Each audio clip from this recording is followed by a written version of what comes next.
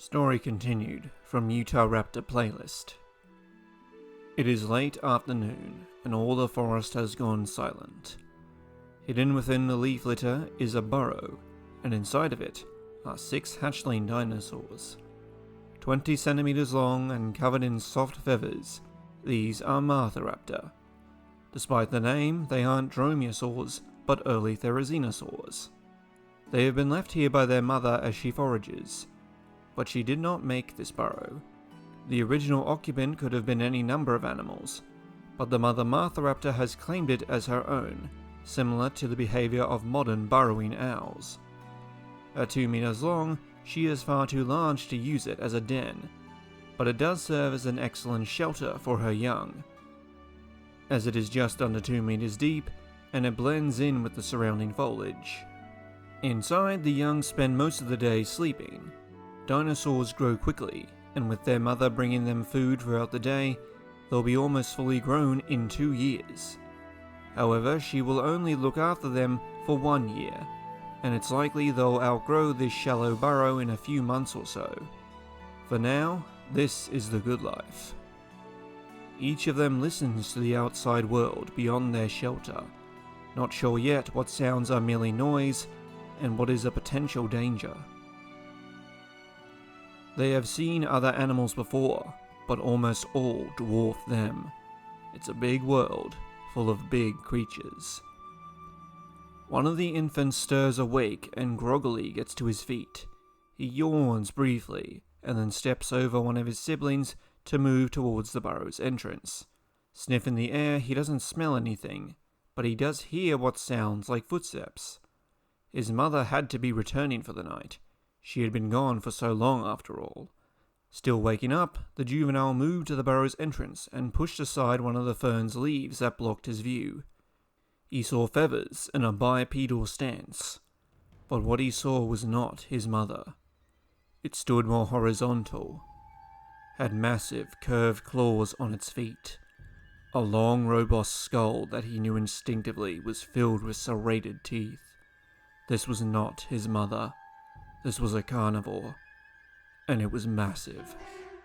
The tiny hatchling looked up at the dromaeosaur standing about 10 meters away, and his blood turned ice cold in fear that was so blindingly potent, because now he knew that his role in this world was to be prey to this creature. To make matters worse, it wasn't alone. There was a second not far behind him with lighter plumage, and was unbelievably even larger.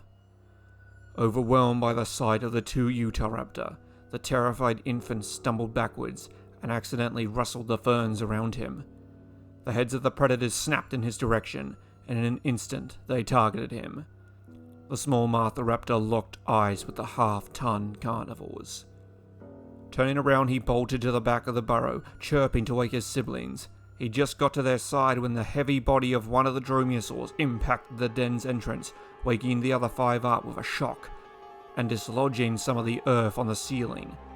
Turning around, he saw the Martharaptor with darker feathers plunge its head into the burrow, going after them, its skull just narrow enough to fit, but coming up far too short to grab his prey. It bit and thrashed to try and grab the small Martharaptor that were now frantically trying to escape, but there was no other exit. They were trapped. Snarling, the carnivore pulled back, and then the lighter-coloured female tried to get at the juveniles, but fared just as poorly. Withdrawing her head, the 2 monster carnivores then began kicking at the burrow's entrance, violently trying to dig their prey out. Powerful feet churned the earth, and sharp claws cut through fern and roots alike. They were sloppy, and clearly this wasn't what their legs were evolved for, but with so much weight behind them, they were slowly opening up the tunnel. The trapped Martharaptor couldn't do anything other than desperately claw at the walls around them, their small limbs doing next to nothing against the hard ground around them. Hearts beating like drums in their ears, each knew they were minutes, if not seconds, away from death. The little male that alerted the predators in the first place stood completely still, too terrified to move.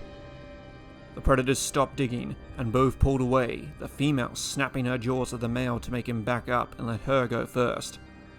Once again she dove her head into the now ruined burrow, and this time she was much closer.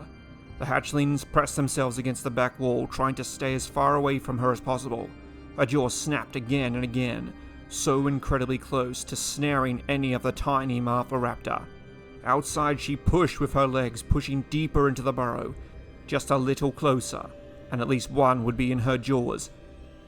A loud series of chirps breaks through the mayhem, and the Utahraptor stops her attack and pulls herself out of the den. The young Martharaptor recognized those chirps. It was their mother. Standing not far from the two dromaeosaurs, the female Martharaptor chirps at the predators, luring them away from her chicks. With a snarl, the two Utahraptor bolt after her, and she runs for her life. Just like that, the world is silent, and the infant Martharaptor stare out into the dim afternoon in silence, only hearing the occasional bark of the Utahraptor slowly getting further away.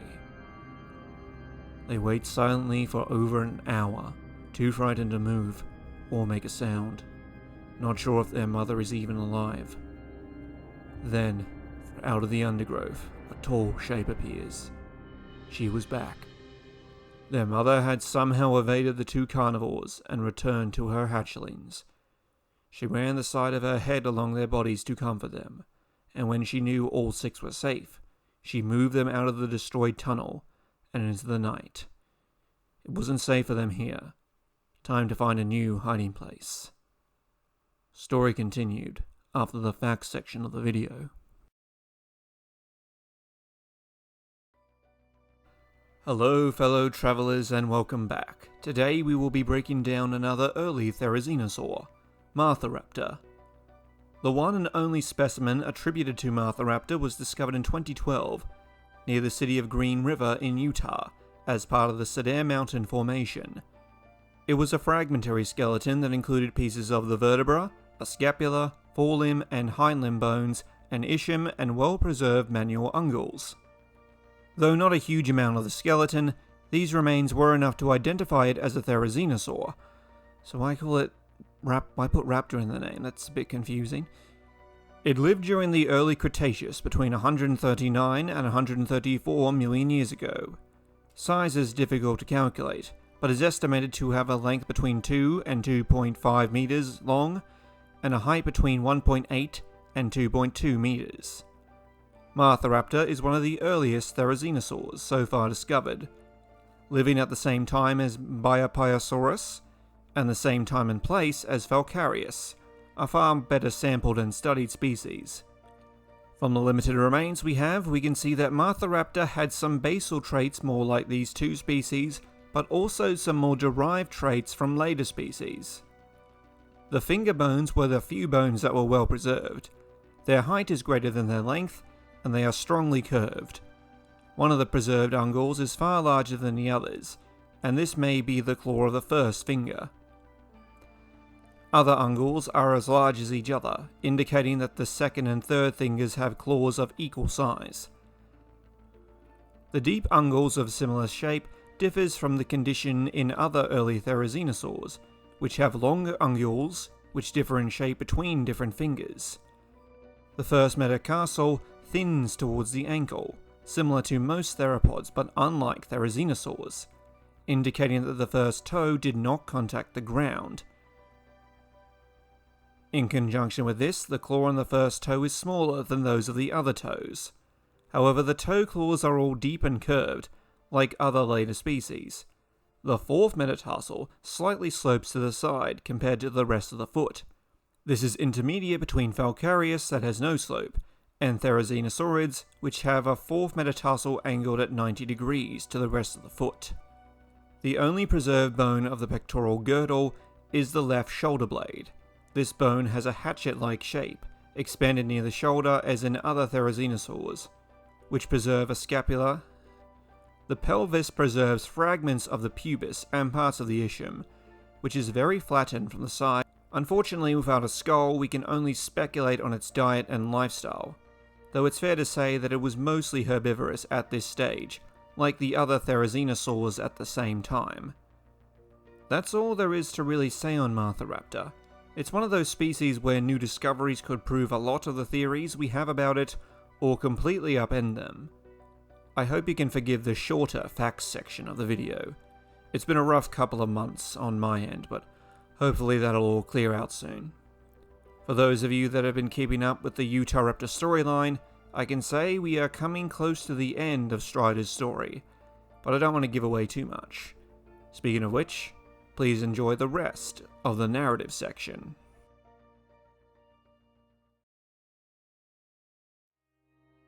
Strider and Falcon returned to the pack lair after failing to catch anything, not even the infant Martharaptor. The atmosphere was beginning to get tense amongst the Blades members. The dry season had hit harder than usual this year, and they were struggling to locate large prey. The Alphas, Claymore and Nadashi had split the clan into small groups and spread out, having them target small animals instead.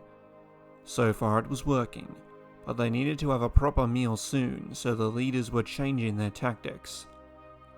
Once everyone had gathered, they were split into 3 teams. Each would search an area for large prey, and if found they would bring it down and then alert the rest of the pack. It was riskier, but a decent sized kill would keep them going for weeks, so everyone began to head out. Strider was in a group with Falcon, as well as Claymore and one of his brothers, Roughguts, but he couldn't see his other brother Blackback anywhere. He was with Glaive last time he saw him, so he picked the smaller male out from the crowd and approached him. Glaive didn't look good, but Strider asked him about his brother's whereabouts first. He did not expect the answer that was given. He's gone, Strider. Glaive responded meekly. There was a long pause. What do you mean, he's gone? Strider asked, confused. We were scouting near cliff edge. Blackback looked right over the edge and the ground just gave out under him. He fell into the river, but he didn't come up from the surface. I looked for him, but he's gone. Glaive said as he stared vacantly into the distance, remembering the sound Blackback made as he fell, right before it was cut off from his body crashing into the river. Strider tried to say something, anything, but he had no words. How could Blackback just be gone? Not killed in a hunt, not attacked by a rival clan, not succumbing to disease, just gone. And he just had to accept it? I'm sorry, Strider, Glaive said, recovering himself. He would have stayed with his friend longer, but had to go with another hunting party, and so he turned and left. Why does this keep happening? Strider's thoughts began to wander. Not able to process everything that had occurred since he had left the Red Claw pack. So many were dead. Was this normal to happen in such a short space of time? Falcon's calls broke him out of his reflecting. He buried his grief for the moment and ran to catch up with his hunting party. He wasn't sure what to do now. He would have to tell Roughguts. With that, he had the depressing realization. He only had one brother left.